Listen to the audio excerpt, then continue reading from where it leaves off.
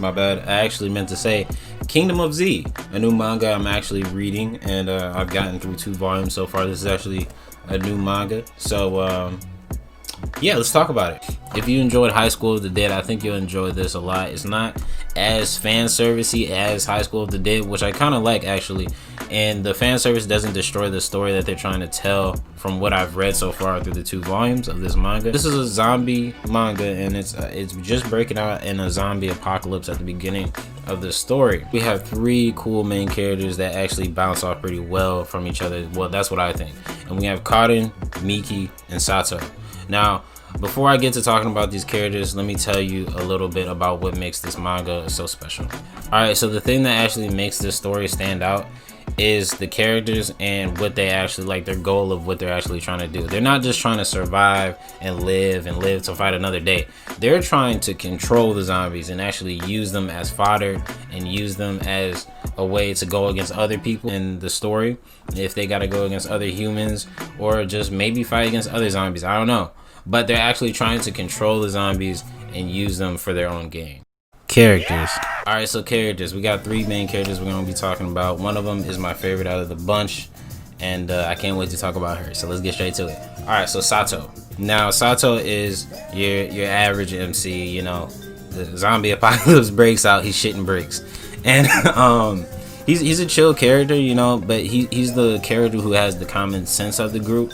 And the way he met our 2 other main characters that I'll introduce to you guys soon is he actually was all by himself in the school, and he was just about to die. There was zombies surrounding him, and then next thing you know, bam, our 2 other main characters pop up, Karin and Miki. And Karin, she comes in with a bat swinging. If she gets off a full swing, it's done. It's wraps, you're dead. But she's abnormally strong and fast.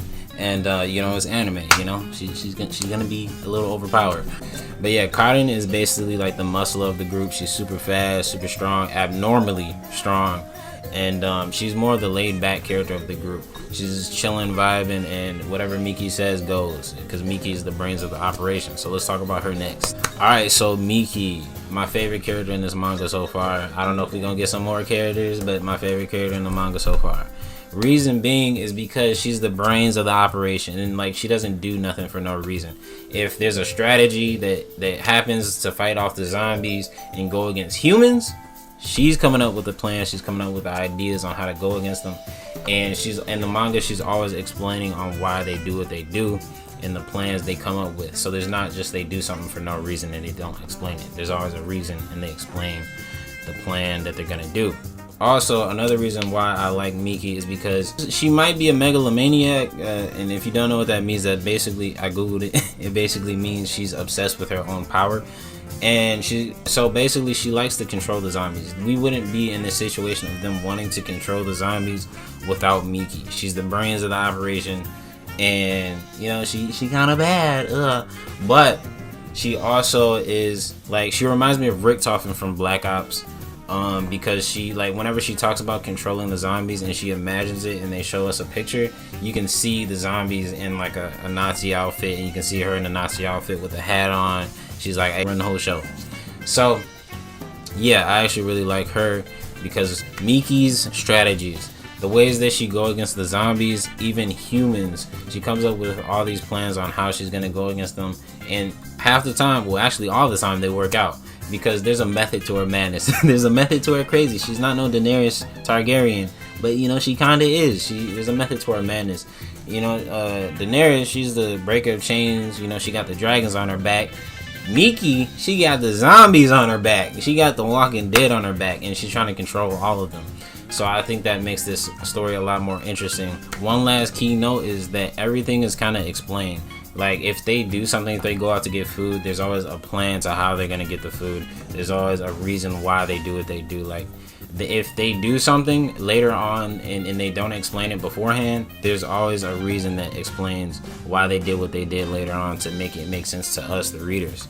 But yeah, so that's why I like Miki, and that's why she's my favorite character so far. So let's talk about the pros and the cons of why I like this manga so far. Pros and cons. Alright, so I actually have a decent amount of pros and not too many cons, so I kind of reach for some of the cons. But Yeah, so first pro. Alright, so my first pro is the zombies. Now when I say that is, I mean they're not like your generic zombies. First off, how they look like they're on steroids when you look at them. I don't know, like, because they always have these lines and they look like veins. So they kind of look like they're on some Bane juice, like they're juice. But yeah, so like there's actually like different strengths of the zombies and everything like that, and the males are always stronger than the female zombies, but the females and the male zombies are actually stronger than your average human already. So that's something that I liked. And also a key detail of why I added zombies to the pro list is because Cotton went against the Taekwondo club at the school, right? She was boxing with them, but actually the Taekwondo club was already turned into zombies, and they remembered their skills that they had before they got turned. So they were stronger, and they were part of the Taekwondo club, so they still could do the Taekwondo moves and techniques, and they could fight. So that's actually crazy, because if you think about that, later on, maybe let's say there's a military zombie, will they still know how to use guns? Will they still be shooting, busting caps? So that's actually something to think about. My next pro is consistent movement. Now what I mean by that is through the story they weren't always at the same spot in the setting. At first I thought they were just gonna be stuck in this one school, but no, they actually moved. Like, even in the first volume they moved from different place to different place. They took the whip, drove to a whole nother place, and so they're actually going to different areas. So that kept me interested to see what's here and what's behind here, if there's zombies there or if they're gonna find this here. But yeah, that's one pro. All right, so our first con, and this might be our only con, Sato. Now Sato is like one of the main characters, but he's cool. He's a cool character. I like how he bounces off with the other characters, so that could be a pro. But sometimes I just don't like wimpy characters, okay? I really don't. And sometimes he acts like a wimpy character until Miki slaps him back into shape, like, okay, I'll give you a reward if you help me out, wink wink here and there. Like, she's trying to pass the cooch because he's the only dude a part of the squad, so she's like, we gotta reproduce somehow, but yeah, I just don't like the fact that he's kind of wimpy sometimes. I think it might get better later on. I'm not trying to be too hard on it because I'm only in the second volume, so, but he actually was acting a little bit better. So let me just say that's a con. If he keeps doing that, that's going to be a big con for me. I don't really mess with wimpy characters all the time because it's kind of annoying. Just, I'm trying to read something to have a good time and enjoy it. I don't need your negative attitude, you know what I'm saying? But yeah, that's one con. My last positive that I wanted to give to you guys was the logs or the memos.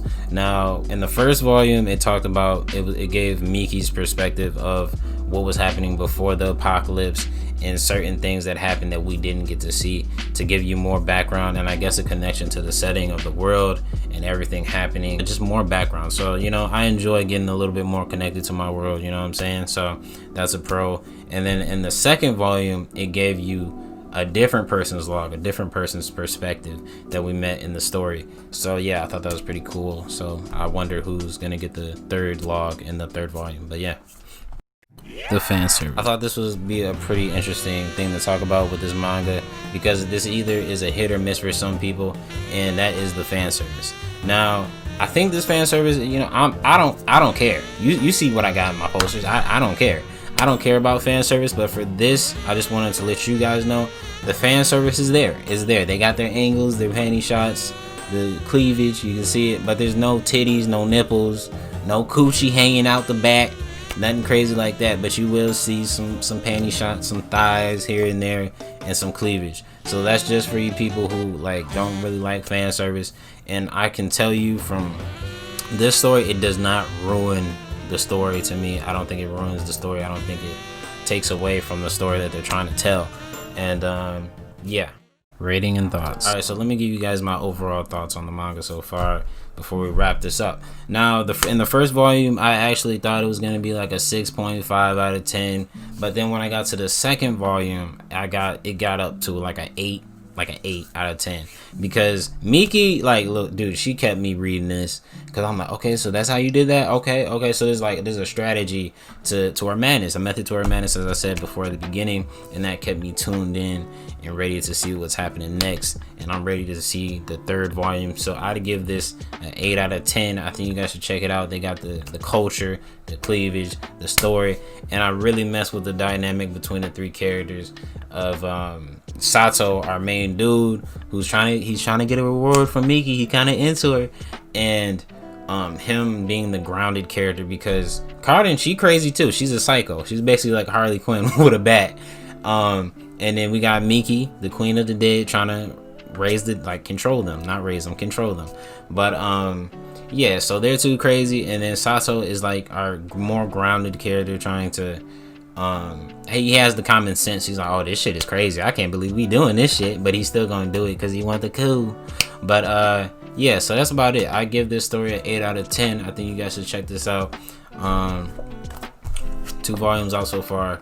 The first book has, I believe, 150. The first volume has 159 pages.